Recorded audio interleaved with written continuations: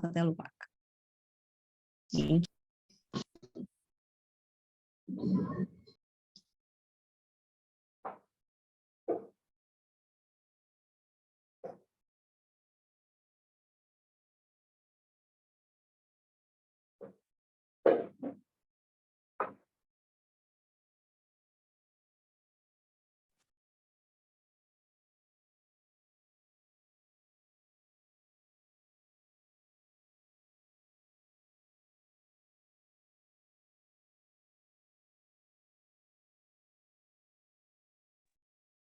If I can ask something, just want to know if the slides and videos are shared by your side, right? Not by us. Yes, I think the PIJA Foundation team will be sharing the slides, so they will also share the video. Fantastic. Thank you. And good morning. Good morning.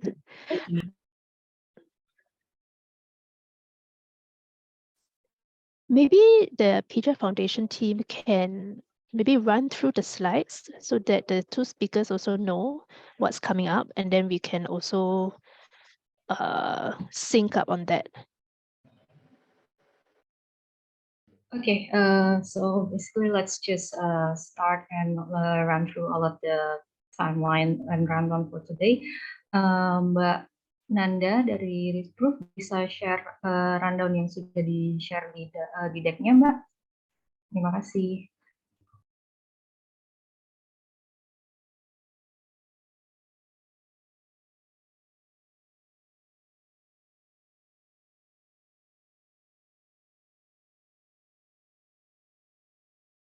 Ya, terima kasih sebelumnya. Perkenalkan, nama saya Syahnas Makrufa dari PIJA Foundation. I'm sorry, Amanda and Janine, I will explain it in Indonesian. I hope you guys don't mind. Terima kasih teman-teman peserta 50 besar Global Future Builders 2023 sudah menyempatkan waktu di pagi hari ini untuk mengikuti sesi pertama workshop GFB dan EVPN. Saya di sini akan menjelaskan sedikit tentang session outline kita selama 90 menit ke depan, di mana nanti kita masih akan menunggu beberapa teman yang akan join sampai di jam 10.30.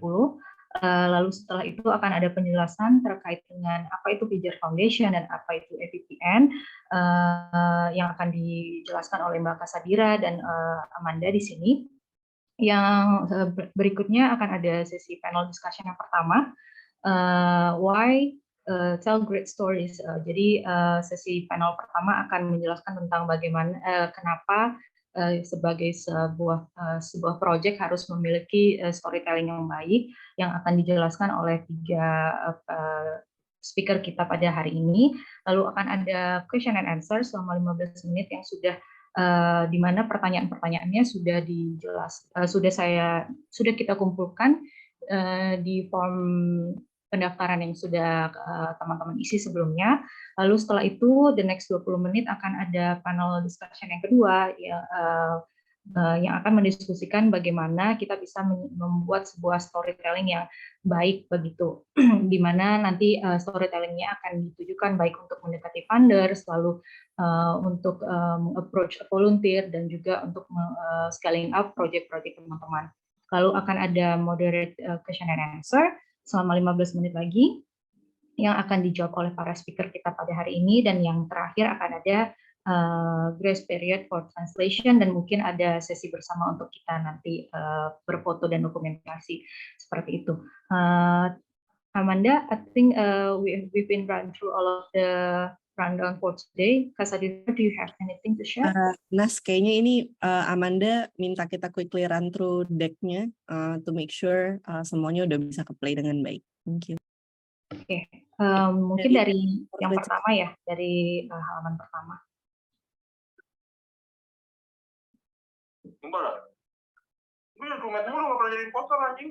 Ini ya, Mbak Shana. So Yes, Shanas, the slide should start from, because these are all the skip slides, right? These are so you start here. Yes. Okay. So for our speakers' sake, I just wanted to run you through the slides. So the first part, the first 10 minutes, PIJA Foundation will share a bit of an introduction, just to set some context for the speakers, for the audience. And then I will come in just to share a bit about why AVPN is also partnering with PIJA Foundation. And then we'll just dive straight into the panel discussion already. After that, sorry, who is managing the slides at this point? Ini slide-nya di siapa ya, Mbak? Di Mbak Nanda, boleh ke slide yang tadi? Mbak, ini boleh nggak, aku dikasih akses screen share, aku aja yang share screen-nya. Mbak Nanda boleh ke Mbak Kasadira. Ya, sudah bisa, Mbak. Okay, maybe let me just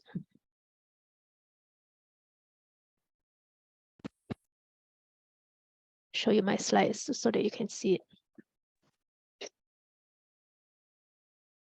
Okay, so for our speakers, we'll run through the introduction first from PIJA and AVPN. Then we'll dive straight into introducing the speakers. Iya, terus di sini untuk memulai. Following that, we will have certain slides. So UNDP, Randa, you have slides. So you just let us know which, when you want us to move into the next slide. And then Janine, this is your video, right? That's right. Okay. Then when you ask us to share it, we will just play the audio and the visual. Yeah, and then after that, I'll pass it back to PIJA to end off with what's next. Okay. Any questions from our speakers? Can I quickly ask from Shanas, who is sharing screen? Would that be you? Yeah, let me just share a screen. Okay, then I'll look to you to move to the different slides. Am I right?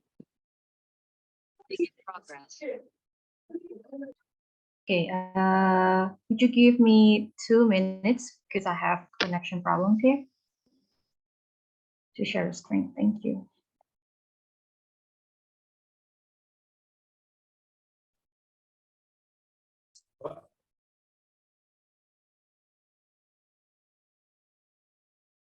Hi, Tama. Hi, Amanda. Okay, I think everyone's here. We'll just be starting soon. I think we are just waiting for Shanas and the PIJA Foundation team to see who might be sharing slides from their side. So they will be managing the slides, and for Randa, if you have any for your slides, you might just need to ask the PIJA Foundation team to move when you want them to.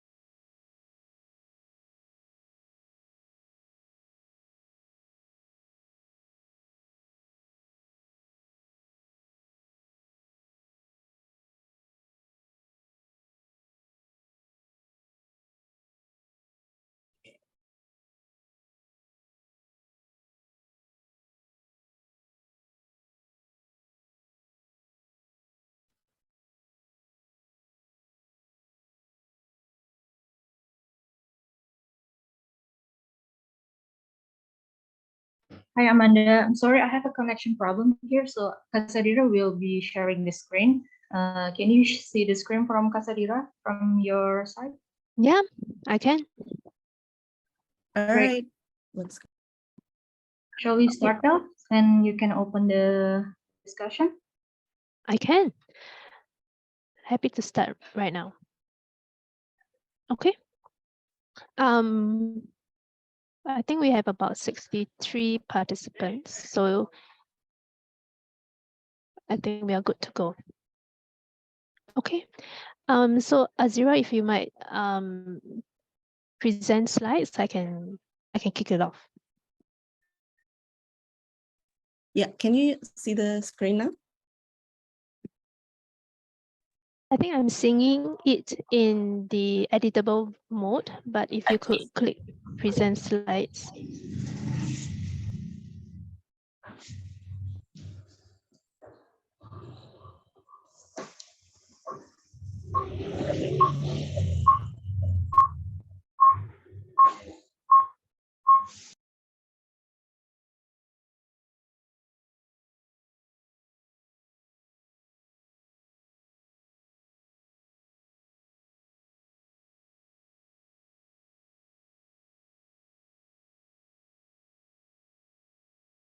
There you go. Is it good to go, Amanda? Okay, perfect. So welcome everyone to the Global Future Builders Program. My name is Amanda Key. I'm from the Capital Mobilization team at AVPN, and we are very honored to be partnering with one of our members, PIJA Foundation, today to run the workshop series of the Global Future Builders Program.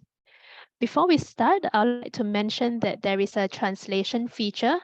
And so please be reminded to choose English if you'd like to hear the workshop in English, or Bahasa Indonesia if you'd like to hear it in Bahasa Indonesian. I will share a bit more about AVPN, the work that we do here later on, but I'd like to give the floor to the PIJA Foundation first to share with us a few words to kick us off. So either Azira or Shanas, would you like to go ahead? Of course. Thank you very much, Amanda. Good morning, everyone. Thank you so much for joining us today in the Global Future Builder Workshop in collaboration with Asian Venture Philanthropy Network, or AVPN. Thank you, highest appreciation to Amanda for helping us to organize this program, and the translated team, proofread, and also the foundation. So hi everyone, my name is Kazadira Fedipa Tamzil, but you can just call me Azira. I'm currently Director of Public Policy here at PIJA Foundation.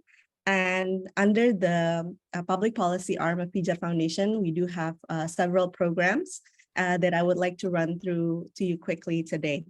But just a reminder, there is a translation feature here in Zoom. So if you're more comfortable listening to this in Bahasa, you can click the interpretation feature here. So let me share a little bit first about what PIJA Foundation is. So PIJA Foundation is a philanthropy working to solve the future now on two areas, areas of future planet and future talent. And PIJA Foundation has three arms or three distinct programs, what we call Future Skills, which is more focused on talent upskilling for university students. Future Lestari, which is an innovation accelerator that targets more the startup or business community. And then also Global Future X, which is our policy advocacy arm. And today's workshop, collaboration with AVPN, is actually part of the Global Future X program. So Global Future X is a coalition of problem solvers championing an approach we call collaborative governance, or multi-stakeholder partnerships between public, private, and community sectors. And we not only want to tackle the issue of lack of synergy between sectors, but also a lack of synergy between generations here. So we have here a lot of young change makers with amazing ideas for social projects. And we really want to help you guys connect with the broader investment, social investment, and funder landscape. And that's why we're partnering today with AVPN. And Amanda will talk more about what AVPN is later on today. PIJA Foundation focuses on two broad areas of issues. First one is called Future Planet, where we focus on issues of energy, waste, climate, food and agriculture. And then the second issue area is called Future Talent, where we focus on issues of education and then also health. So just a little bit of background for our speakers today, Mas Tama, Mas Randa, and Janine, and also Amanda. Today's audience actually consists of people working on social projects in all of these different areas. So you will have people coming in with initiatives in the energy sector, coming in the waste sector, in education, in health. So what we really want to do is to really show how different people working in different issues can actually collaborate together with the broader funders and investment landscape. Now, a little bit more context about our focus for today, Global Future Builder. So in the last 3 months, we've actually held a call for applications, or call for proposals from youth change makers who are working on social projects in multiple areas, as I mentioned before, in areas of Future Talent and Future Planet. And we have curated the top 50 proposals who have met the criteria of feasibility and then project appeal, and many other criteria. And basically that forms the majority of our audience today. So I would like to congratulate our top 50 project proposals for Global Future Builder 2023, but also outside of the 2023 cohort, we have also invited again our grantees from last year from the 2022 Global Future Builder. And we've also invited community partners and other stakeholders that are working on social projects more generally. So this is a bit of a diverse audience, and we really hope that what you share today can really bring impact across Indonesia, across different provinces, because just last year, actually, we did Global Future Builder, and we managed to provide funding and mentorship for social projects coming in from 12 provinces in Indonesia, with 750 direct beneficiaries and 5,000 secondary beneficiaries. So through our collaboration with AVPN today and with all of you today, we really hope that we can scale the impact and the reach of this program. And specifically in today's workshop, we are going to be focusing on the question of storytelling, right? How we can craft appealing narratives and stories that will enable us to reach a wider audience, as well as secure more partners and funders. And a lot of the questions that have come to us also is a lot about how we can use narrative to change people's behavior, and how we can use the power of narrative to basically enable the scaling up of social projects from one province to other provinces, or even to the broader Asian region. So this is a very exciting day for us here at PIJA Foundation. Once again, we thank AVPN, Amanda, for basically helping us to organize this workshop. Thank you to Janine, Mas Randa, and Mas Tama for serving as speakers today. With your extensive background, we really hope that our change makers today can really scale the impact and reach of their social projects. And we wish the best of luck for our top 50, because later on we will curate the top 50 to the top 10 who will receive funding and mentorship. So we really hope that what you share today can really help them implement the projects. So before I close and give back the floor to Amanda, I would like to give the floor to Shanas, who will help to coordinate the Global Future Builder program. I want her to introduce herself, and maybe some of you have also gotten in contact with her, so just putting a name to the face. Thank you. Go ahead, Shanas. Thank you, Kak Sadira. Yeah. Hi, everyone. My name is Shanas Makrufa. You guys can call me Shanas. I'm the coordinator of Global Future Builder in 2023. I've previously work in community sector, in foundation sector. So it's very related to what you are doing right now, to scaling up the projects, so social project. And I think we already connected through WhatsApp and email. So if you have anything to ask related to the project, related to the stage of the process, please just let me know and I'm happy to answer. Thank you, everyone. And yeah, looking forward to connect with all of you guys. Thank you so much, Shanas. Back to you, Amanda, and very nice to meet everyone here from the Global Future Builder community. Hope you will enjoy today's workshop. And thank you once again to AVPN and all of our speakers today. Thank you, Azira. Thank you, Shanas. Yeah, so I thought this would be a good time also as well to quickly just share a bit about what AVPN does and why we are also invested in young people across Asia. So AVPN is a funders network. What that means is that we work closely with our 600 members who are government entities, grant makers, investors, corporates, banks, etc. We work closely with them to move more of their capital, more of their resources, more effectively towards social and environmental impact in Asia. So AVPN supports many different causes, from climate change to gender equality to healthcare. But we also more recently launched the Asian Youth for Impact platform, or APACT, last year. Next slide, please.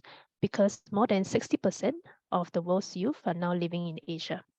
So if enterprising young Asians get the capital that they need to solve the challenges that they are facing, we feel that it will be a future where nobody is left behind. And so that's why APACT is working very closely with young impact leaders like yourself and AVPN members like PIJA Foundation, like ByteDance, like so many of our members, to equip young people with the capital and the resources that they need to drive impactful change. So next slide, please. This was the launch at the AVPN Global Conference in Bali last year. So we brought 10 young impact leaders or change makers to the conference, and they also had advisory support from more than 60 AVPN members who were keen to come in to share their experience and their expertise. These 10 young leaders, they come from 10 different countries. And so we also had a representative from Indonesia as well. And I believe he was also an alumni of the PIJA Foundation program. And so they came in to showcase their solutions at the AVPN conference, and they were able to then find partners who can help to support their solutions. Next slide, please. So AVPN, because we are a network, we are focused on driving partnerships, and we have a community hub called Grab a Coffee for funders and young change makers like yourself to join, so that you can also find partners within the ecosystem. We are also launching a youth mental well-being pooled fund in June this year. So, if there are nonprofits that are working to support youth mental well-being, you can also explore how this fund can potentially support you. We are also working very closely with corporates across Asia to see whether they would like to partner up with young impact leaders to co-create innovations together. So this year we have brought on board KPMG, Prudential, and an established startup called What If Foods to work closely with 4 to 5 young impact leaders to tackle a social and environmental problem together. And finally, we are also partnering with AVPN members like the PIJA Foundation to support youth-specific programs by bringing in local and global experts who can share their knowledge and best practices with all of you. So these are just some of the programs that AVPN is running, and that's why we felt that there is such strong alignment with the work that PIJA Foundation does.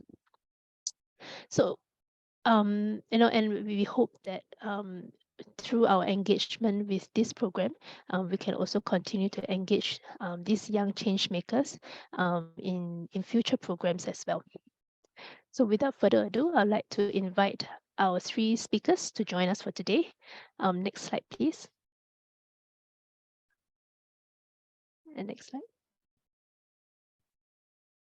Yeah. So these are our 3 speakers for today.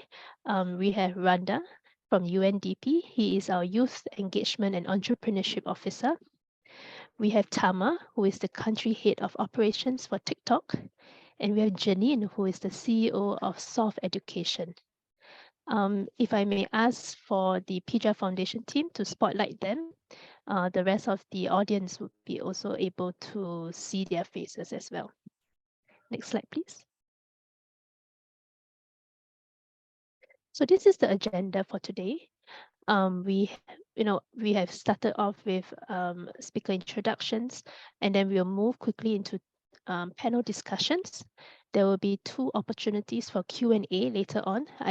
I know that many of you have already shared your questions with us, so I will be sharing these questions with the speakers who will then respond to them accordingly. Next slide, please. So let's kick it off with our speakers for today. First up, we have Randa with us. So maybe Randa, if I may ask, if you can share your experience as a youth engagement and entrepreneurship officer at UNDP, and you're also a founder, of a youth-led organization yourself, right? So Randa, based on your experience, how has good storytelling set change makers and their solutions apart from others? Is there a competitive advantage there? Yes, thank you, Amanda. Hello, everyone. Let me introduce myself. My name is Randa. I'm here presenting UNDP Indonesia. And I think I'd like to share a bit of my experience on how to deal with social entrepreneurs, social movement, and also how to get volunteers, carry out my stories a bit on how I built a fast network across Indonesia on a volunteer base on my social organization as well. So I think I'd like to start with what does it mean to be change maker? I think this is the first question that comes to all of us, I think.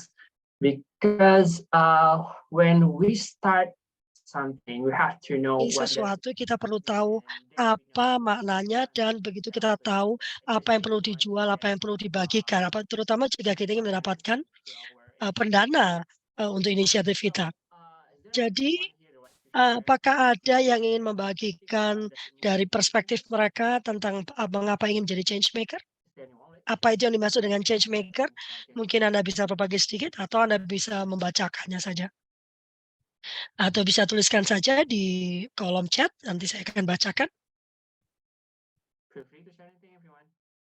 Apakah ada yang mau membagikan sedikit? Apa artinya, apa maknanya menjadi change maker atau agen perubahan?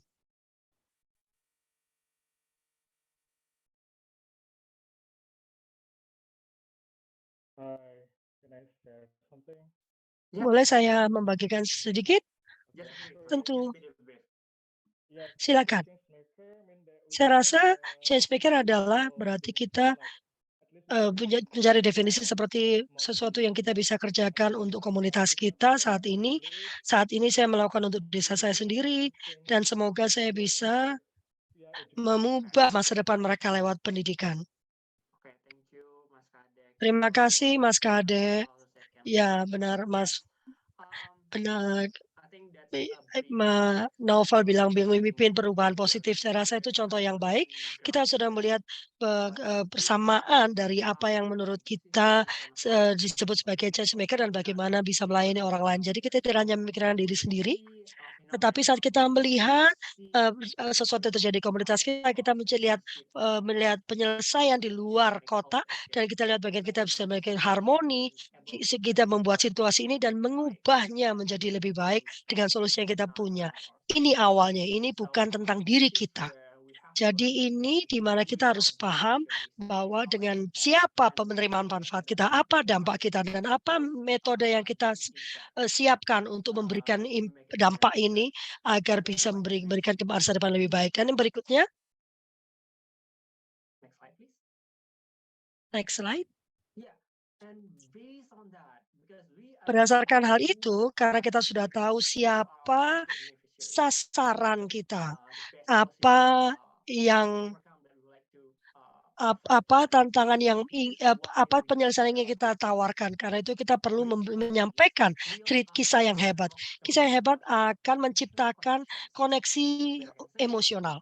Di mana bisa saya katakan kita bisa berbagi pengalaman pribadi kita, karena setiap dari kita punya pengalaman kita sendiri. Tiap kita punya kisah, pengalaman, bagaimana kita bisa mendorong penerima manfaat kita punya perspektif yang berbeda, bagaimana kita memberikan solusi. Ini adalah hal-hal yang perlu kita sampaikan dalam kisah kita. Dan kita bisa sampaikan misalnya beberapa tahun lalu saya bertemu dengan ini, saya bertemu dengan komunitas ini, dan kita menemukan bahwa mereka memiliki tantangan dalam sektor ini. Dan atau mereka punya akses yang terbatas terhadap hal tertentu. Kemudian kami terhubung dan merasa berempati. Ini mengapa kita perlu menciptakan great stories untuk menciptakan koneksi emosional.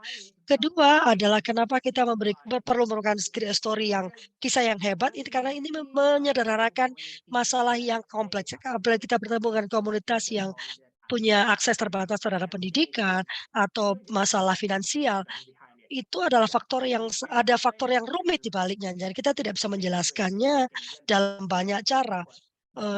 Tetapi pertanyaannya adalah bagaimana kita bisa membuat situasi yang kompleks ini atau rumit ini menjadi sesuatu yang sederhana. Jadi saya percaya bahwa saat memberi proposal atau saat saya membuat project background atau riset untuk kampanye saya, saya mencoba membuat sesuatu yang rumit menjadi sederhana, tapi sederhana ini menjadi lebih penting. Jadi kita bisa menjelaskan misalnya kisah Anda itu dalam cara yang mudah dimengerti. Dan yang terakhir, mengapa kita perlu menyampaikannya? Karena kita bisa memfokuskan aspek-aspek yang unik dari inisiatif kita. Jadi kita bisa menjelaskan mengapa solusi kita berbeda. Kita sudah tahu your business canvas model, right? And we already know you have your own daily propositions and so forth. And this is how you need to highlight it. You need to highlight that and why your solution is different and why this is the need that your beneficiaries that can help them to further in their life. Next. Then this comes to important questions because we sought to be a change maker. Like we're not only talking about profit, we're looking for impact, right? So for the past few years, I've been dealing with grassroots movement on education, especially on entrepreneurships, upskilling young people on conflict resolutions outside of individual work. So for the past few years, I realized that by doing only grassroots movements, it's not making the impact that I want to see. And then I realized that I need to engage with stakeholders, like policymakers that can help me to live out the things that I want to see. So I already know my beneficiaries. I already know what's the need for them, and I already know what's the best situations that I would like to create and to serve them better. And I package my stories with my personal experience. I was born in Aceh, I experienced the first-hand of terror conflicts and so forth. And then I explain my unique way to address the situations and packages into a policy brief and a policy memo to the draft. These kind of things that you prepare in your proposal and your policy brief, each create a sense of urgency in your province or in your government or local governments. I would like to suggest that we can start with your local government first, because each government have their own perspective on how to see which sector they like to prioritize first, and which issues that they would like to bring their money into. So with these several policy brief or proposal campaign that you make, it creates a sense of urgency on policies level. And this is why you need to engage more with the policy stakeholders. I will share you more about the tips later on. So next. Then we already start and why tell the good stories, and this is my tips on how to tell the good stories. Let's start with Sorry. strong. Randa, do you think Yes. that we can share this at the second segment? Because then we can Sure. go into the application stage. So Sure. maybe I can move to our colleagues at TikTok now to maybe share his, how he sees TikTok can share good stories as well. So maybe we can stop share the screen and then we will share this screen here later when we invite Randa back on stage. Yes, sure. Thank you, Amanda. Okay, perfect. Thank you, Randa. I think you really clearly shared, who are some of the key beneficiaries. We need to be clear about who they are, and you also shared reasons why stories can be impactful and the need to engage with policymakers and other stakeholders to create impact. And so, if we move to how can we engage the public, especially through social media? And that's where I think Tama can come in now to share, from his experience in TikTok. And this is also, I think, a question from many other young change makers in the room as well, right? How can TikTok or social media platforms be used to drive social impact, advocacy, and change, right? TikTok is usually seen as an entertainment platform. So, how can TikTok come into, what's the role of TikTok in championing social impact projects? So Tama, over to you. Okay, thank you, Amanda. Hello, everyone. My name is Mahwari Sadewa Jalutama, but you can call me Tama. I'm acting as a country head of operation for TikTok Indonesia. Just to make it the communication clear and engaging, I will ask my discussion in Bahasa Indonesia so we can have a better understanding here. I think let's start on how can a good content grow small medium business. Is there anything that I can highlight from TikTok? First of all, pertumbuhan dari suatu bisnis itu sebenarnya dipengaruhi dari beragam faktor. Salah satunya adalah marketing, promosi melalui sebuah konten.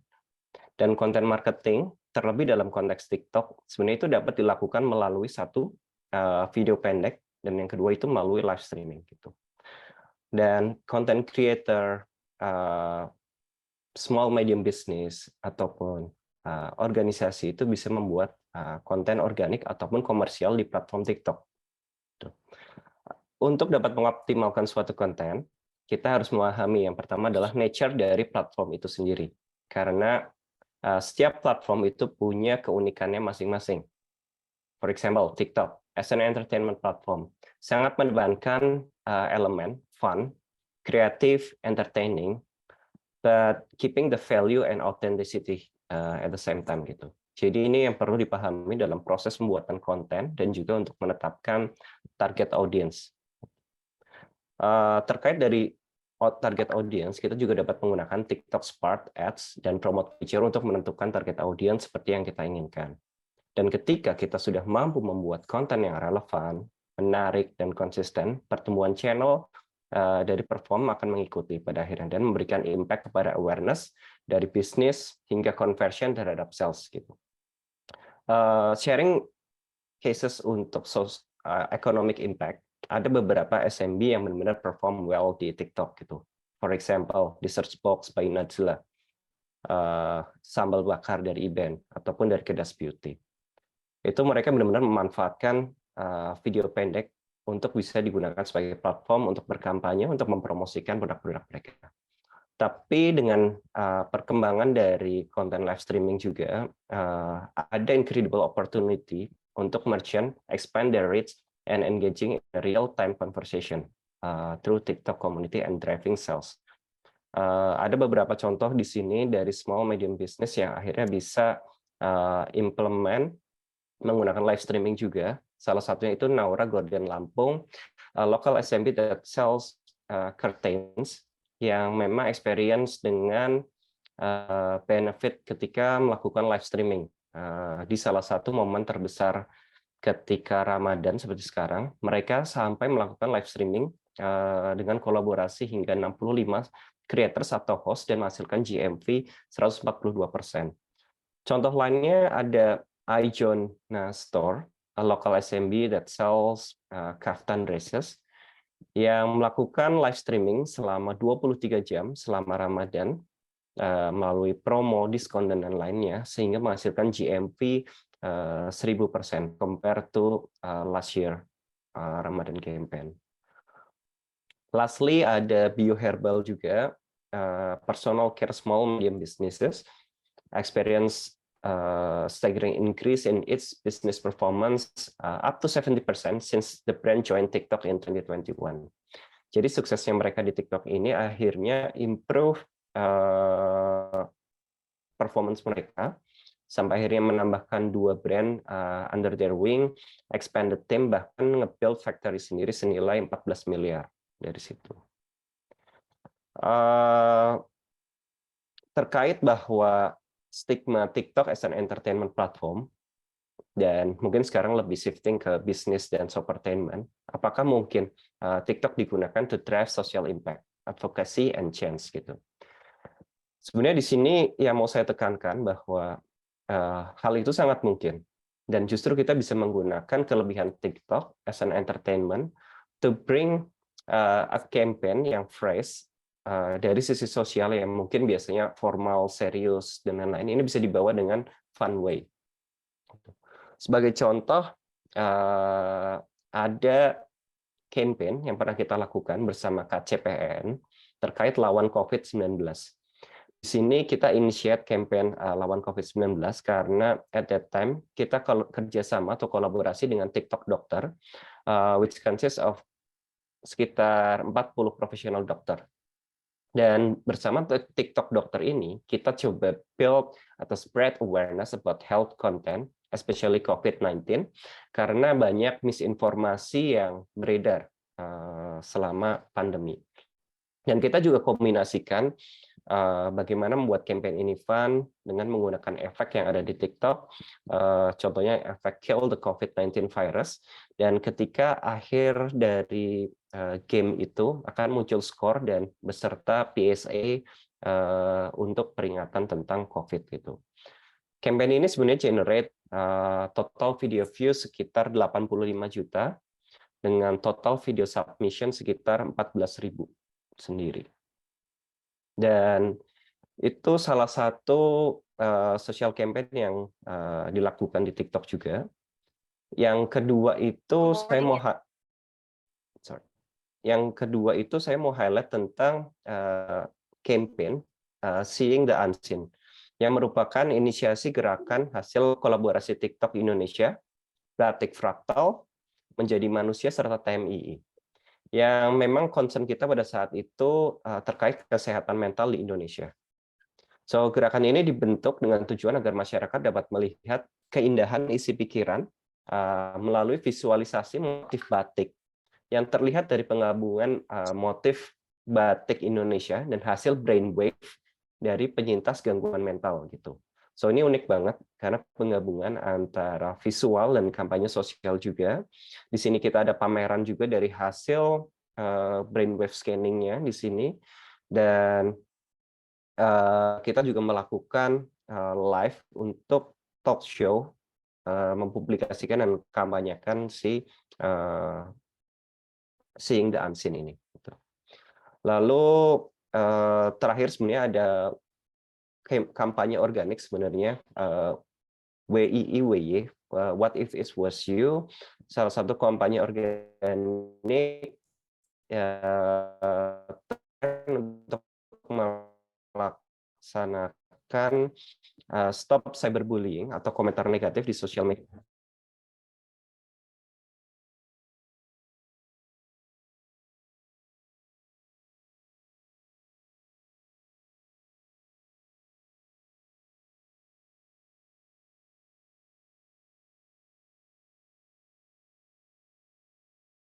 Halo Mas Tama.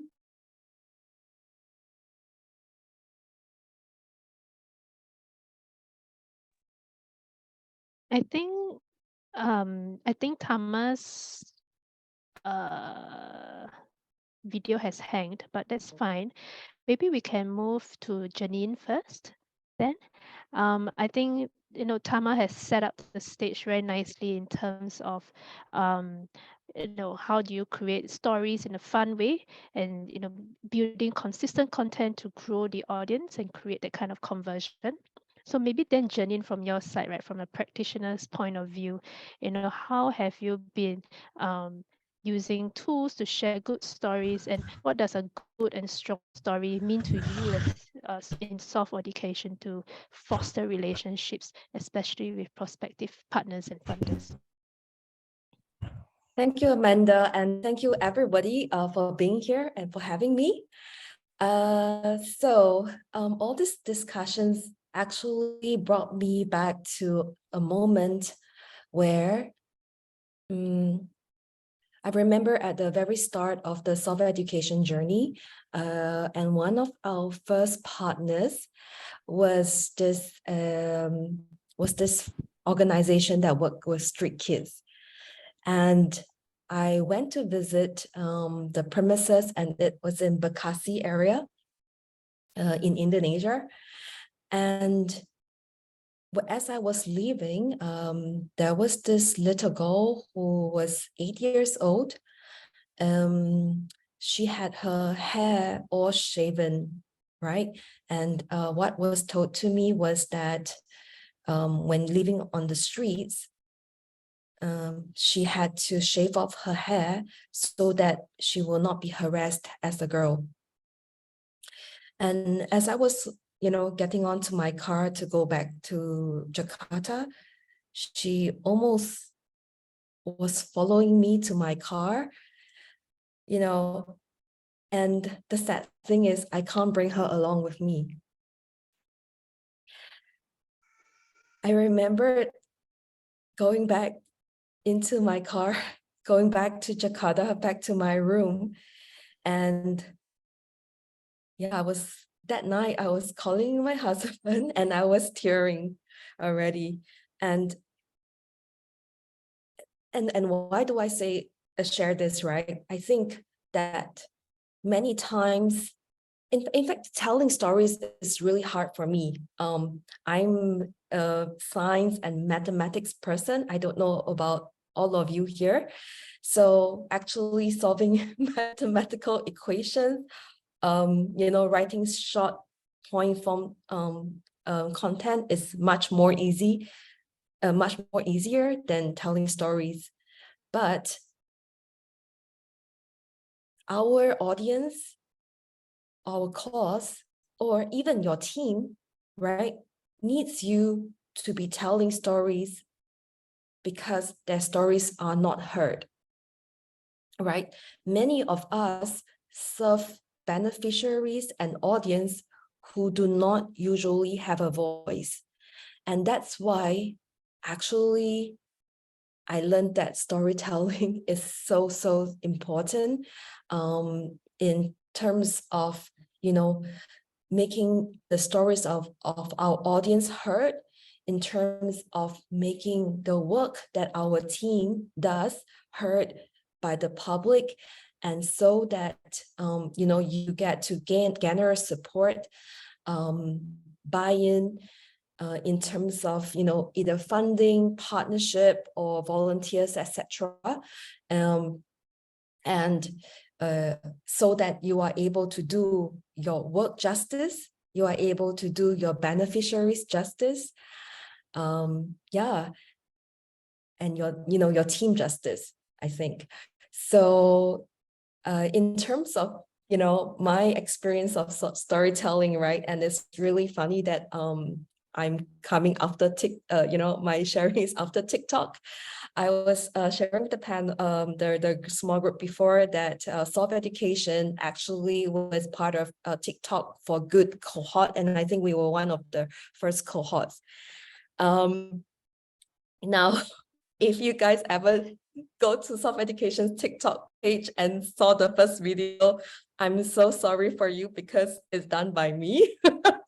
And it was a challenge by the TikTok team the TikTok for Good team to challenge us to, okay, you know, before anything, just get over yourself and put out the video. Now, what I quickly learned is that old people, you know, orang tua like me, should not be on TikTok. My content was so boring, but my team really did fantastic content after that, you know, the younger people who know how to do storytelling and be funny. So so you guys can go look and see how bad my video was. But what I really want to say is this. The channel that you want to tell your story is important, and who you choose to be your voice to tell your story is important too. So I have considered that, you know, my younger teammates are way better than me from TikTok's perspective, right? But you know what?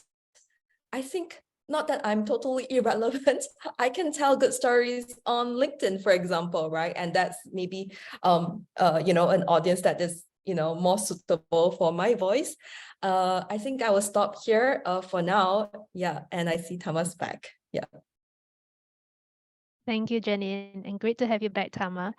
Janine, I love what you have shared, you know, and admitting that telling stories is hard, but you can also find your sweet spot in terms of what works best for you and how you can leverage your team members as well to also share these stories. I wanted to now quickly move to our Q&A segment because I know that we have so many questions, and you know, this is also a chance for our speakers to also share some of your experience in some of these questions that our change makers have. So maybe the first question I have is actually from Meralda from School Boat Indonesia. You know, I think she faces the same challenge as you, Janine, right? She's also saying, you know, it's difficult to share stories, especially in front of a public audience. So how do you boost your confidence when sharing your stories in front of you know, a public audience like that? Thank you so much for your question, Miranda. So I think that most of us, right, even the most confident speakers do get nervous sometimes. So it's not unique to you, I would say. And there is no hard and easy way to boost confidence. Well, in fact, you know what? Even myself, I just finished the course. I signed myself up for a course to improve my speaking as well. So I think that you know, instead of putting yourself a lot of pressure to sound confident, which will actually make you very inconfident, and then more inconfident, then you will sound even more nervous and you go all the way down, right? Instead of that, I would say practice more, practice in front of your friends, in front of your parents, in front of your cat, you know, just practice more. And I think number two is that, you know, put yourself in situations where you feel pushed, right, in telling stories, and not only just on stage, but even, you know, in gatherings and other opportunities. At the end of the day, I think more practice will help. And you know, if you feel even more nervous, or you want to take a further step, I would say sign yourself up for courses, or there are lots of free content out there that can improve their storytelling. Perfect. Thank you so much. I love what you shared, you know, practice more and put yourself out there in uncomfortable situations. Okay, and then I see that Tama maybe has dropped off again. But I wanted to also hear, you know, maybe from Randa, you know, how to what do partners or funders look out for in impact organizations, right? Storytelling is one component of it, but how can we leverage storytelling so that we can attract partners to look our way, right? So what do partners look out for so that these IOs, these change makers, can shape their storytelling in a more effective way? Yes, thank you, Amanda. I think like answers this with reflective of UNDP as the partners and sometimes different donors as well. So based on Youth Club Indonesia, it is an initiative from UNDP and City Foundations. We always receive a lot of proposal each year, especially on social entrepreneurs and their stories about their impact. Right, they always start with strong hooks and so forth, but we always do track back. We always track their social media and their website. Is what they say in their proposal is synchronized with their social media and their website as well. Because when they try to engage with us as a funders, they always try their best. Right? Sometimes mention something that not even mentioned and then their social media, right? So they're trying to hook off to give the partnership and then the money as well. So we're doing tracking to their social media either on Facebook, TikTok, and Instagram, because what we want to see is what is their real impact. Because when they tell stories to the social media, it's differentiate the audience, right? I think that's what we, based on our experience along this year in UNDP. So we track back in their process and synchronize what they say to their social media and website. Thank you, Randa. And Tama, you're back. So sorry. No problem at all. Maybe I'll ask you the same question as well. Because TikTok, you are also identifying the right partners to work with and to support. And so from your perspective in TikTok, what do you look out for, in identifying partners? How do you know, or how do you identify the right partners? And these can be NGO partners. Mm-hmm. Okay, thank you, Jane, for the question. So in Patents, we have the plan to unlocking opportunity and impact through meaningful social impact initiative, which is in here, we partner with the NGOs and mission-driven organization across all regions and markets, basically to introduce meaningful social impact initiative, which to deliver inclusive economic opportunities, promote climate literacy, and strengthen our well-being, trust and safety, and DI commitments. So basically, we have this mission, and we will find and check which NGO, which organization will share the same value with us. So we also work to elevate purpose-driven NGOs and organizations by helping them build up the digital presence, connect and engage with global communities, and raise funds and awareness for causes they care about.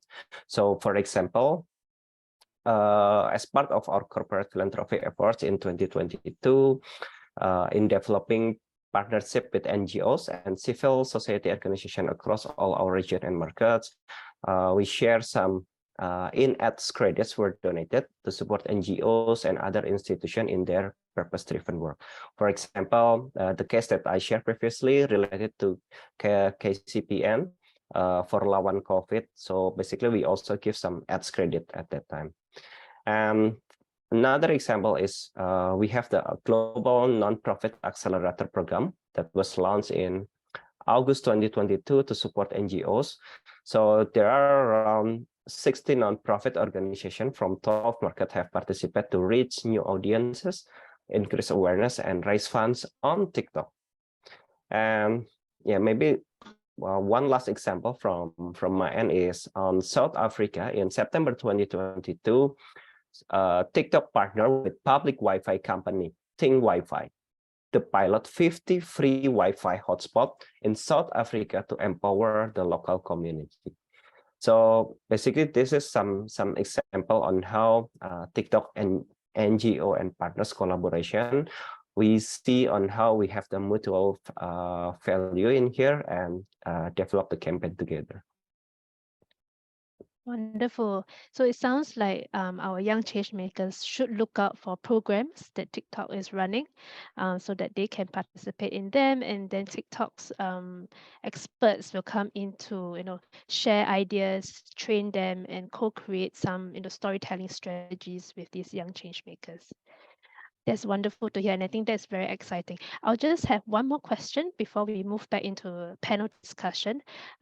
Since our speakers have been talking about how they have been driving stories and what makes good stories, we have one young changemaker participant, Teddy Aprilianto, who had asked, what are some benchmark indicators of a successful story? What are some good metrics that young change makers should look out for? Just now, Randa, you were sharing that we should that you should look up, you track social media metrics, right? So maybe any speaker, whoever is up for it, if you could share, are there any benchmark indicators to demonstrate what a successful story is?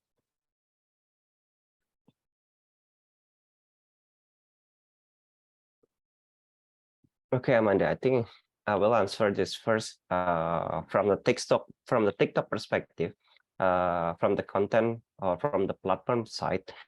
There are several metrics that we can measure, starting from the use of the hashtag at first. So we will check on how video submission or user engagement join on this campaign through the initiative on the hashtag challenge. We can measure on the involvement of user, other stakeholder, and check the details on how the content relate or supporting our campaign on this. And apart from the on the use of the hashtag itself, we can measure on the total views if we're using the short video on a TikTok, or if we're using the live streaming, then we can also check on the viewership as well. And one of the important things is to measure on the interaction from the content itself, because if we only take a look on the quantitative metrics, we can only see the numbers here. But if we take a look deeper on the engagement part, in terms of the comment, share, their interaction, we can find deeper on how the correlation between the campaign and the content and the engagement with the users are impacting our campaign, because we can see on how people sharing our content share to the bigger audience, which can improve or expand our reach and awareness as well. Thank you very much, Tama. Janine?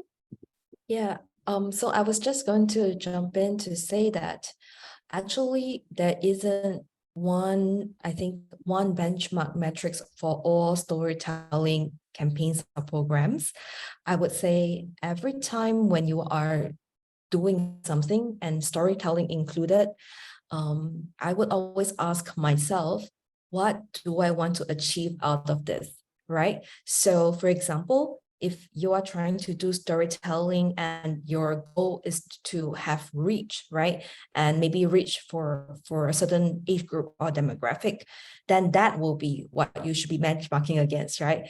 So so I can give some examples from our side, right? So, when we launched a campaign and it was actually targeting, say, Nigerian youth of a certain age group, right? And what we really wanted them is for them to sign up to become our youth ambassadors. So while their video that we pulled out had a lot of views, but the flow through wasn't good. So the sign up wasn't good. So for me, even although the views was good, it was not a successful campaign. It was not a successful storytelling, right? But that compared to a different one where the view wasn't really good, the reach wasn't really good, but actually we got a lot more people writing in to want to participate. And for me, that is a successful campaign. So it's more especially for smaller, for you guys who are starting up your social enterprise and so on, we don't have infinite resources. So I would say when you are doing storytelling or anything at all, it's very important to focus what you want out of the efforts that you invest in. Yeah. Wonderful. Thank you. And Randa, do you have any Yes, thoughts to thank share? you. I think, yes, I will agree with Janine here, because when we start a campaign or storytelling, goes back again to our goals and objective of this campaign. And to evaluate that, we can use the interaction and engagement based on your channels. Let's see, because in Indonesia's market is that really different on Facebook, Instagrams, and TikToks, right? Which is matter to you, because if you want to explore more on it, on engagement, on shares, so on and so forth, you can use TikTok. I think TikTok's really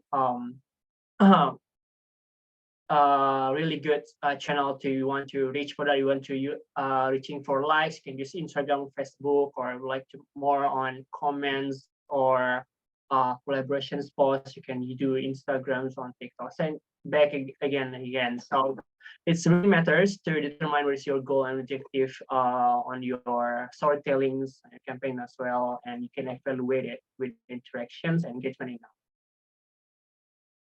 And that is very perceptive, right? So you should understand the capabilities of the platform before you leverage them. Thank you so much. And I think maybe right now is a timely to then move into the second segment, so that it's more practitioner oriented, right?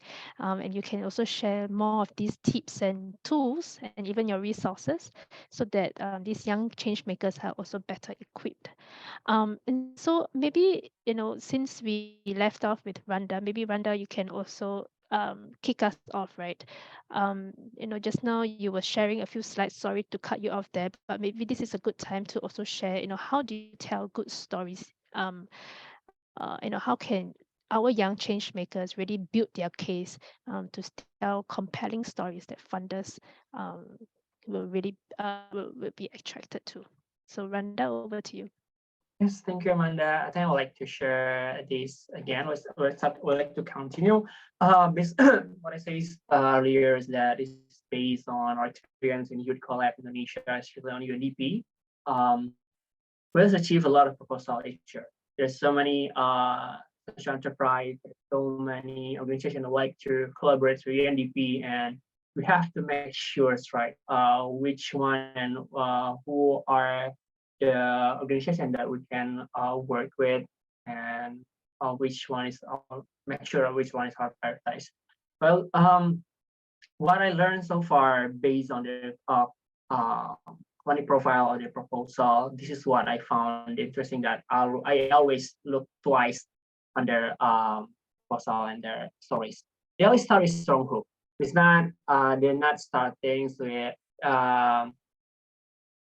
their company background, that's something that they start with strong hooks on their what is the situation of their beneficiaries, what is the situation so far, the data, so what does that mean to the people, so on and so forth. And they put more focus on the people. They put stories, they put really visual image, so on and so forth. They put a really good picture on that, and then they make their solutions relatable to the stories. A strong hook, and then visualize them. There's people in the picture and their solution that really relatable to that. And then they demonstrate the impact, and they showcase their data, what they have been doing so far, the solutions, what's the impact the environment, the impact of people, the economic stuff, and different aspects that they put as a benchmark of their success. And after that, they show a clear plan for sustainability. They know what's next to bring next 3 or 5 years, and they know what's next to expect when we UNDP or Youth Collab can help them. And this is the type of proposal that we always look twice here in UNDP. And in terms of demonstrate impact, we sometimes always talk, I told you earlier that we sometimes check it twice. Is it really the impact that they want to show us? So we check the social media and every channel that they use. So these are the 4 tips that I can say that I've learned so far here in UNDP and what kind of proposal that always got to the intentions. This is fantastic, Randa, and very clear, so that our young change makers can also take these points back and see how they can apply them. Right, then I think we can move to Tama. You had been sharing a bit about how can what are some of the resources on TikTok that our young change makers can use, but also would like you to share, right, in terms of how can young change makers can also become in a way community influencers through maximizing TikTok content or optimizing TikTok content, so that they can drive advocacy on their social impact projects. For sure. Thanks for the question.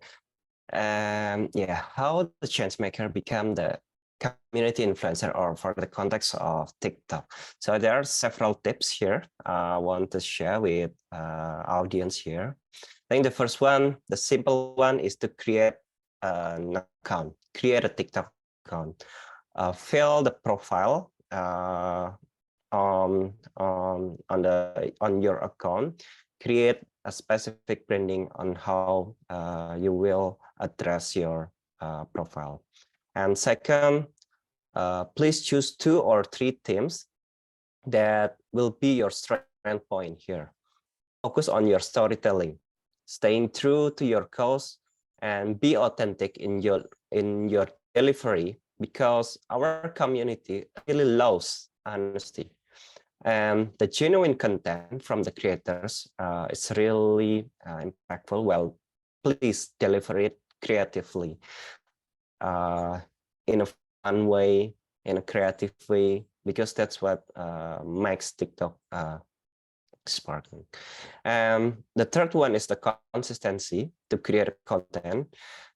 Please follow the trend that's rising in TikTok, analyze which content is work, which one didn't really work. Please improve your content creation, following the trend, and you will find the rhythm or the best practice for your own channel. Yeah, interaction is one of the key here. So please connect with your audiences, connect with the community through several features in TikTok, for example, comment, duet, stage, or even live streaming, to have a real engagement with the audiences, build the interaction, because this is one of the key on how you can deliver successful message. And lastly, please follow the community guideline, because we are a UGC platform. So unlike the publisher who have their editorial team, so we will rely on the community guideline to basically to guide all the content in the TikTok ecosystem. Please check on the do and don'ts and follow the rule. So to make the ecosystem safe and healthy. I think that's pretty much some point that I can address on how the chat here can be a part of the TikTok community. Thank you. Thank you, Tama. So what I'm hearing is honesty, because the community appreciates that, to be creative, to be consistent, and to also do our homework in terms of understanding what are the trends, so that we can align our content creation with that. And of course, to interact with the community, to take the initiative to engage with your audiences. Wonderful. Thank you so much. And yes, So now I'll move to Janine. So Janine, you had, AVPN and Soft Education, we have a long-standing relationship, and you have also, had shared with us previously in terms of how you have used stories to build your own community, to build a movement around the work that you do. So we'd love to hear your experience on that. Thank you, Amanda. So I think at this point, maybe it will be good to share the video that I shared earlier. Thank you. And while waiting for the video to be shared, I just wanted to give you all a little bit of context. So actually, Soft Education first started in Indonesia, in Bandung to be very specific. And over the years, we have grown to different countries. Oh, can you hear me? Bandung. Okay. Sorry. Yeah, you can hear Yes. me? Yes, Okay. I can hear you. So yeah, so over the years we have grown to different countries, and I just wanted to share with you and take this opportunity to share with you some of our programs in Africa. So let's look. Let's look.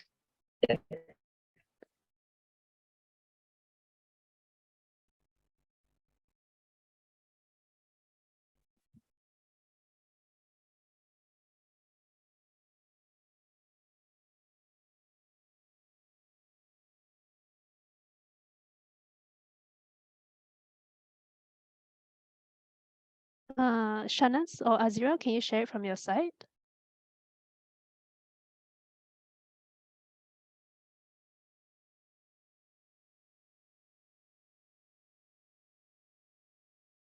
Azira? Okay. I think they are setting it up. Just give us a second. Okay. So maybe then I can continue with a little bit of context then, right? Okay, so yeah, so basically we started from Indonesia, and then we start to work with other countries in ASEAN. So Thailand, Malaysia, Philippines, Vietnam, etc. before we moved into Africa. And we started in Africa with Nigeria first, and Nigeria population is similar to what you have in Indonesia, right? Although of course the culture is very, very different. And the video that I wanted to show you is really how we first started launching in Nigeria, where nobody knew us. So we knew that our target audience was going to be youth. And as you know, youth, the age group, right? They don't really listen. I mean, honestly, if you think back when you were youth as well, you don't really listen that much to the parents, to teachers and so on, right? And honestly, what influence youth the most are their friends. So, and that's actually exactly the angle that we have taken to launch this movement. Yeah. Thank you for that. Azira, I can share it from my side if you like. Yeah, maybe it'll be better because it played on my Okay, screen. so maybe if you can stop share here, then I can share it from my side. Okay, let's see.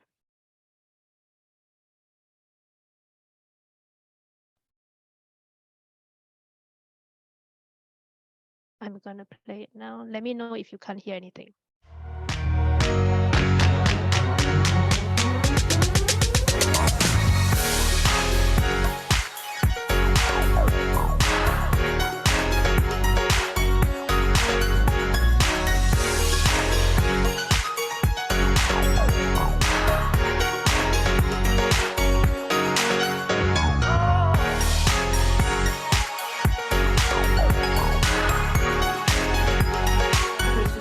Education for giving us, we the students, this opportunity to come out and showcase ourselves. Thank you.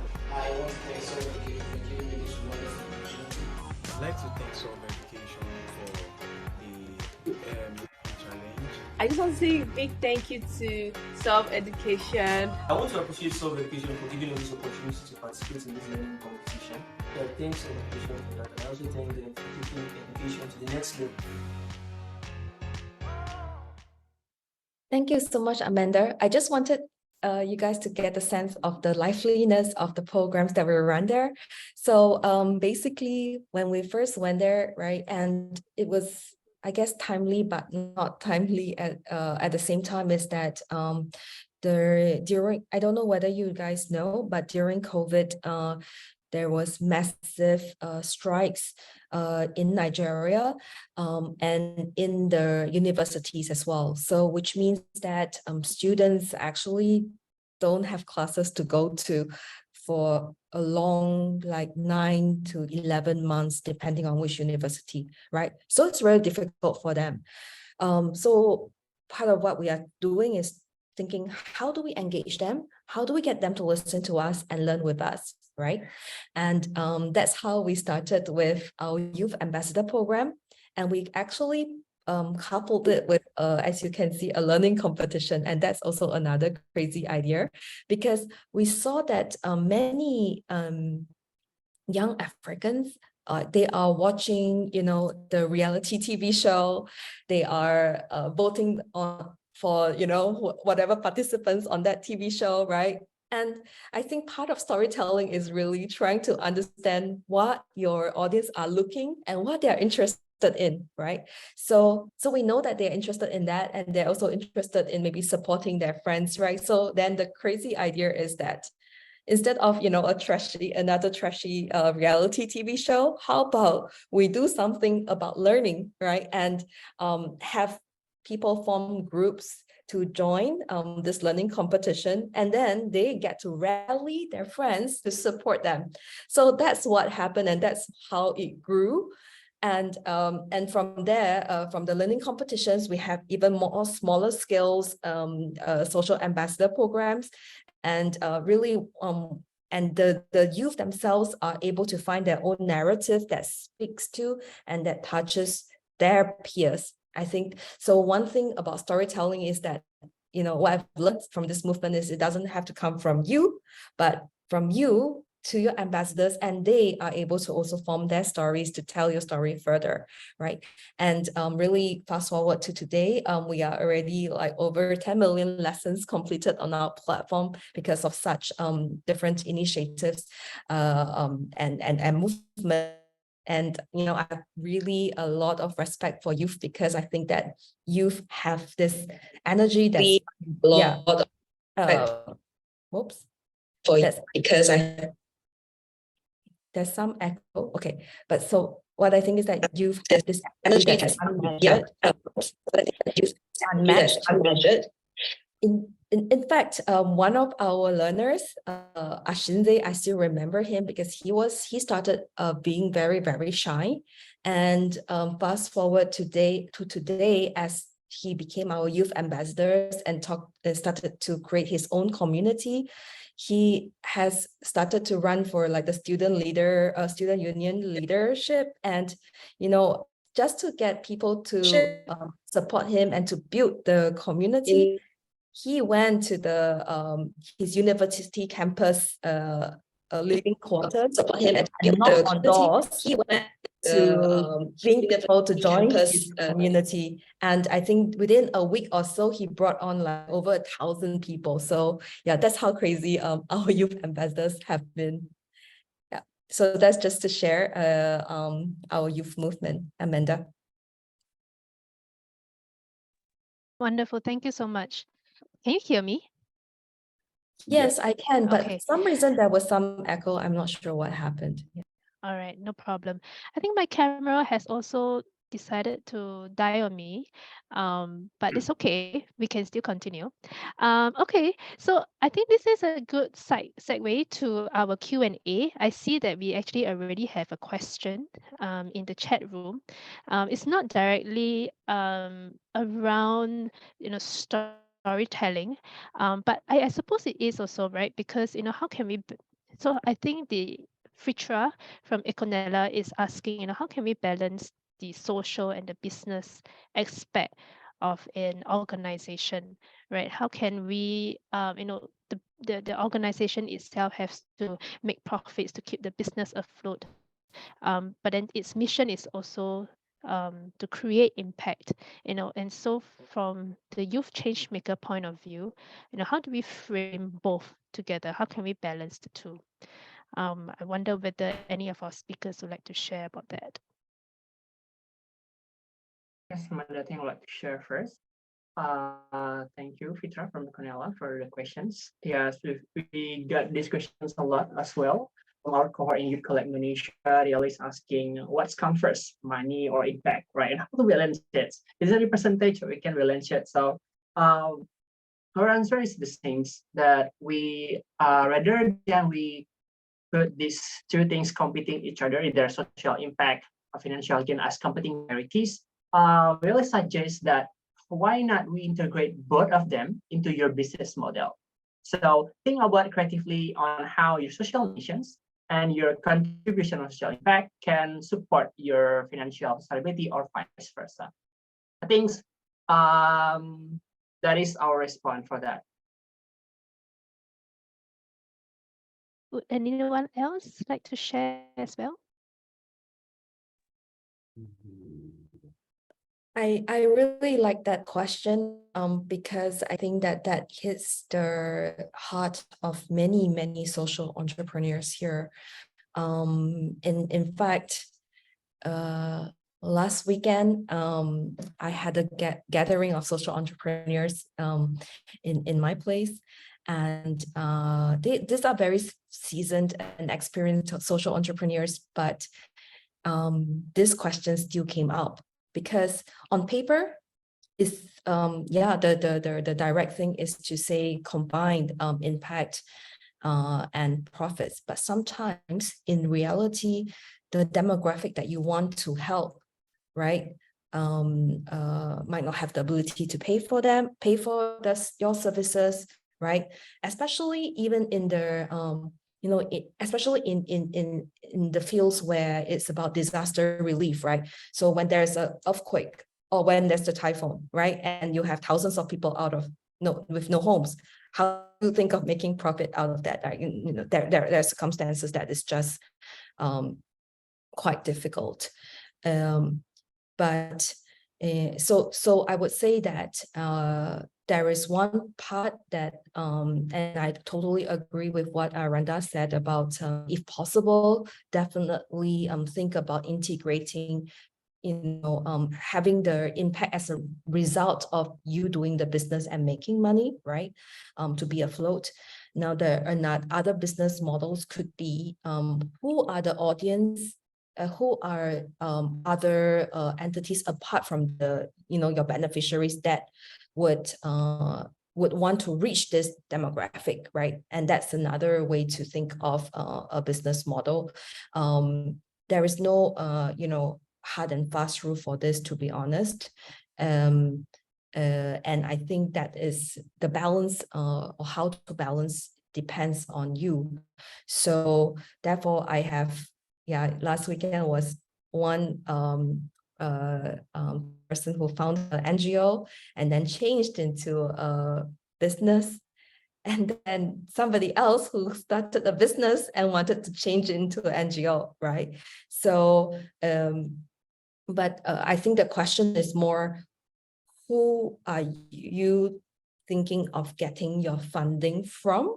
So if you are getting your funding from, or building your organization based on profits from a business, right? And then that you would be running more like a social enterprise, where if you are, contributing to the goals of the government, right? So I've seen some NGOs business model being working with the governments and getting governmental contracts, right? Or, if your business targeting other stakeholders that will be interested to, fund your work. I hope that's a clear answer, but it's a very, very hard one. Yeah, I think there's no easy answer to that. And I think, based on your experience, it's also finding who are, as you rightly mentioned, who are your right partners who can support the work that you do. I know we have a few questions in the Zoom chat, but I also wanted to acknowledge the questions that were shared with us earlier as well. So there was a pretty good question from Yulia Asmi, who was asking how do we encourage people to believe in our project so that they could adopt a new habit, right? And I suppose that's almost like influencing change, right? So what is your experience in encouraging people to believe in the work that you do so that they can adopt your solution?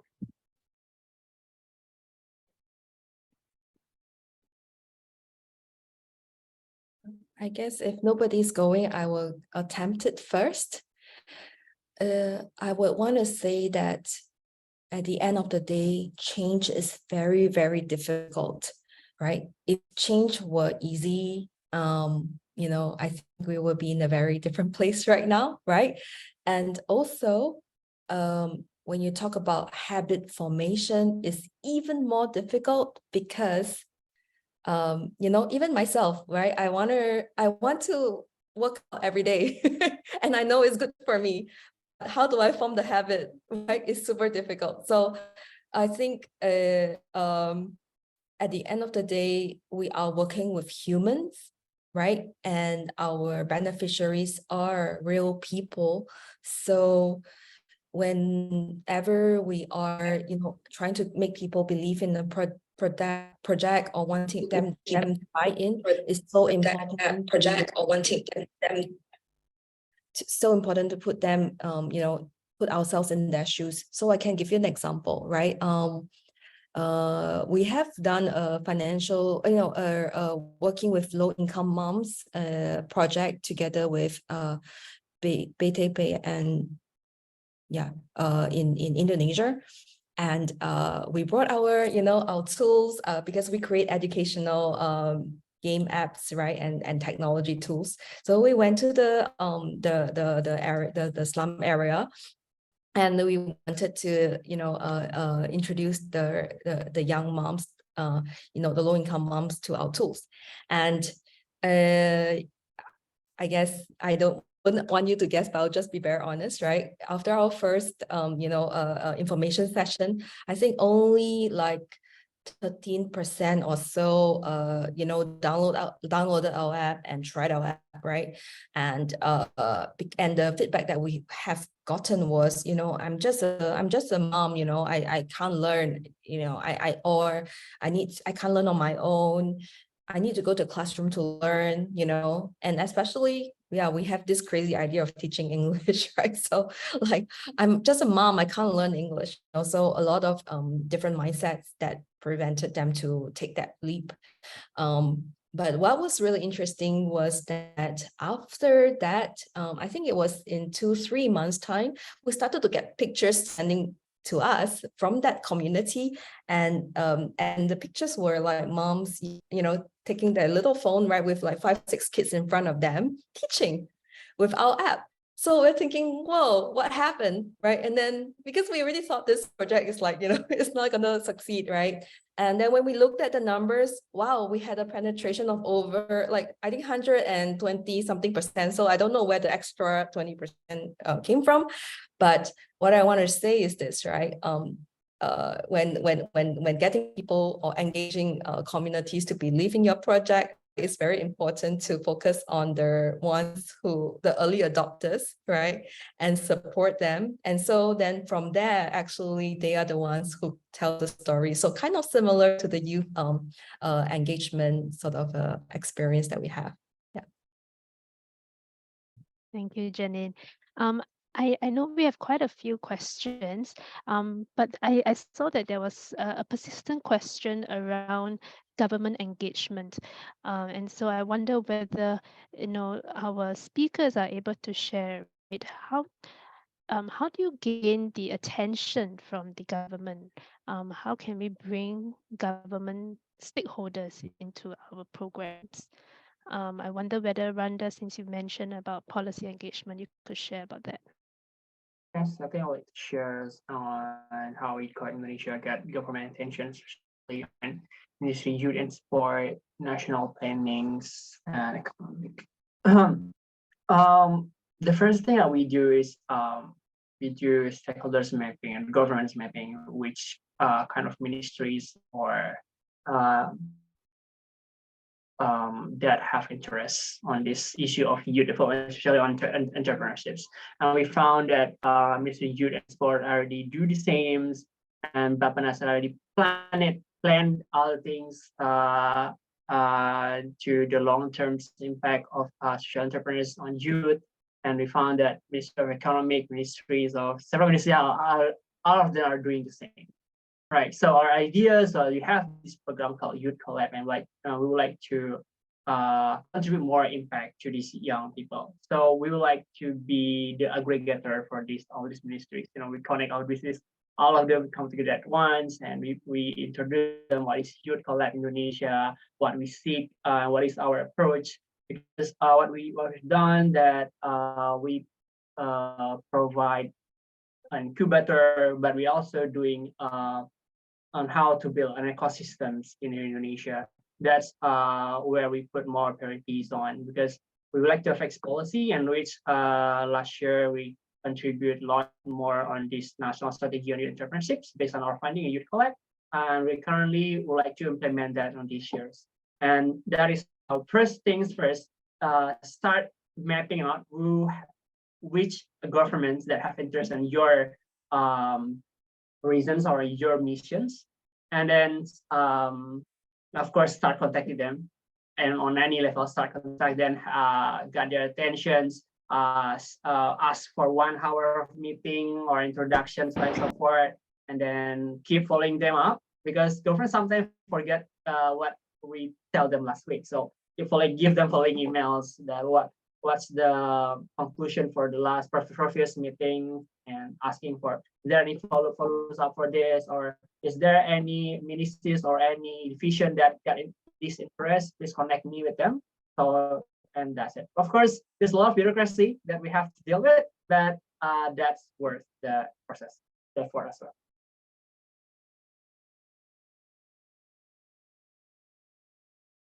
Yeah, thanks for sharing that. So what I'm hearing is, first you have to find the right networks who can help you to, bring these ministries together. And the second thing is to map out which government entities will be most aligned with your work. But of course, that's easier said than done. And we really got to see how, we can even, open doors into these government conversations in the first place. I know that we have quite a lot of questions, coming in, and we only have 3 minutes left. So maybe I will just end. I will ask PIJA Foundation to compile all of these questions, so that then we can see whether our speakers would like to share any thoughts over email. But I thought maybe we can end off just with a round from all our speakers. Any last thoughts or closing thoughts that you'd like to share with our cohort here? Maybe I would like to start with Tama. Yeah, thank you, Amanda. I think just want to share the TikTok mission is to inspire people and enrich life. So also TikTok is an entertainment platform mostly, but the purpose of using TikTok we can utilize in many ways, especially for social and driven mission impact. The thing is how you can correct the social project through fun, creative, and entertainment ways will be the key on how you can deliver a successful campaign in TikTok. I think that's from mine. And then maybe I move to Janine.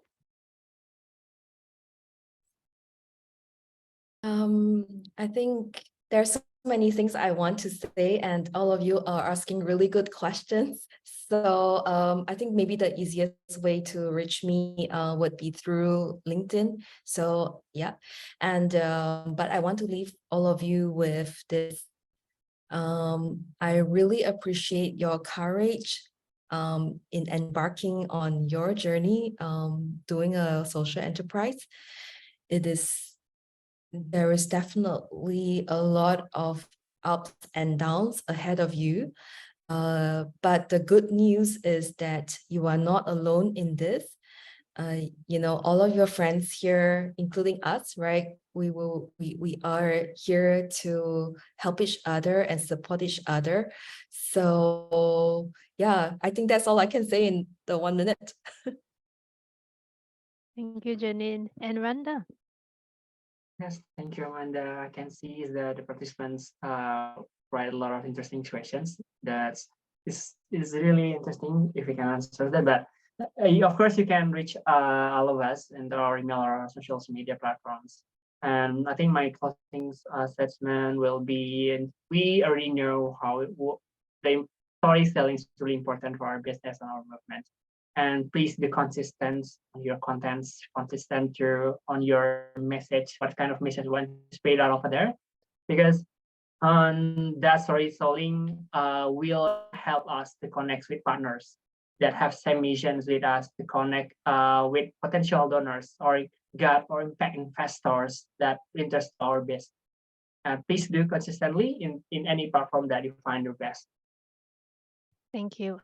So if I may summarize it in 3 words based on what 3 of you have been sharing, it's actually 3 C's actually. So being creative, being consistent, and also finding your community, right? So thank you so much to all our speakers. Before we close, I had a request from PIJA Foundation that we should all take a picture if we can.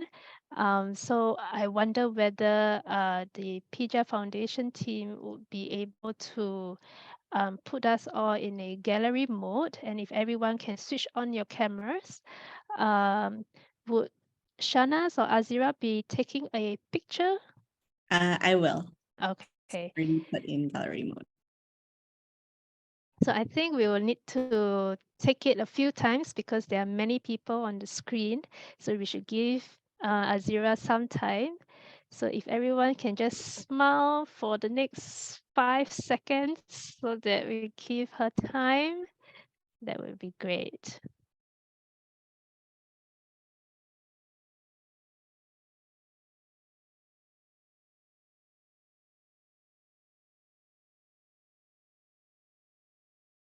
Let's hold our breaths.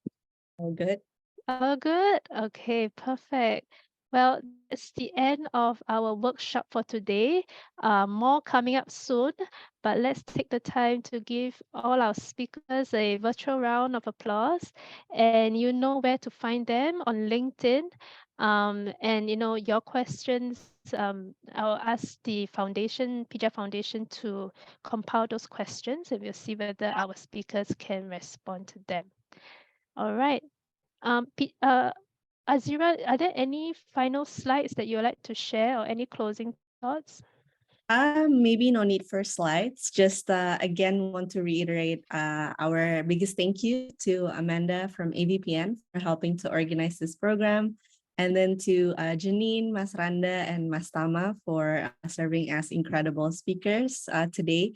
I believe everyone here gained so much insight that would be beneficial for the implementation of their projects. And we hope that maybe later they can connect with you over through LinkedIn or through any other means like email and all that. So thank you once again for everyone for taking the time to be with us today. So just a general reminder that we will have a second round of workshop with AVPN.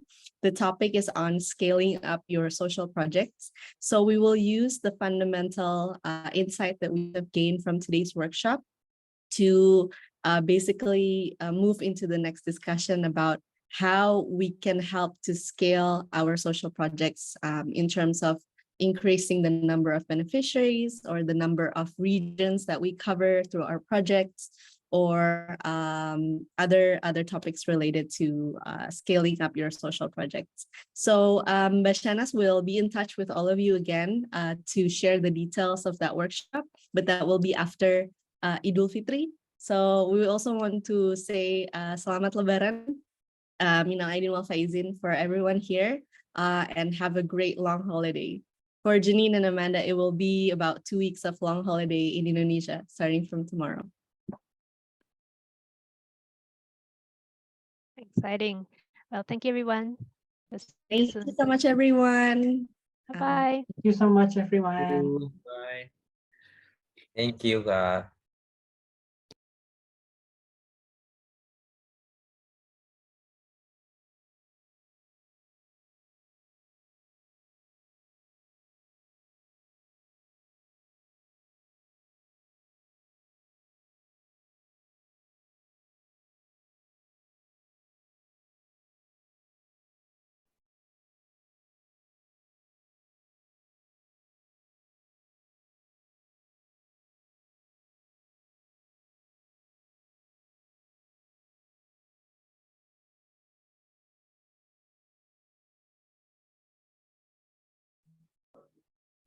Halo?